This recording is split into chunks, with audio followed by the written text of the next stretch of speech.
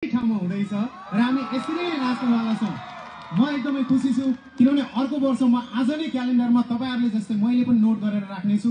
फागुनको 17 देखि 20 सम्म हामी चारै दिन सँगै हुनेछौँ र अर्को वर्ष तपाईहरु मात्र होइन देश बाहिरबाट पनि नेपाल बाहिरबाट पनि जिल्ला बाहिरबाट पनि भरतपुर बाहिरबाट पनि आदरणीय दर्शकहरु आउनु हुनेछ र हामीलाई साथ दिनुहुनेछ। फेस्टिभल हुँदैछ अर्को वर्ष। तपाईहरुलाई धेरै धेरै बधाई छ, शुभकामना छ र मेयरज्यूलाई वडा अध्यक्षज्यूलाई धन्यवाद छ। रिता थापा दिदीको यो अर्को वर्ष अन्तिम कार्यकाल पनि हो, सम्भवतः खै दोहोरिनु भएन भने र सम्भवतः यही हुनेछ भन्ने म विश्वास लिँदै धेरै समयपछि गीत गाउन गइरहेको छु। अलिकति नर्भस पनि छु किनभने जोबाट गीत सुनियो, जोबाट गीत सिक्यो उहाँहरूको अगाडि गीत गाउँदैछु। रमाइलो गरेर नाचिहाल्ने हो कि केही भावनाका गीतहरू पनि सुन्ने हो? यसो गरौँ, छोटो छोटो तीनटा गीत दुई टुक्का मात्रै गाउँछु। बोला मायाबाट सुरुवात गरौँ किनभने कथा कथाबाट सुरु गरौँ अनि रमाइलो गरेर समापन गरौँ होला। ट्र्याक नम्बर बोला माया बजाइदिनु होला। बस्दिनु भयो भने पछाडि सजिलो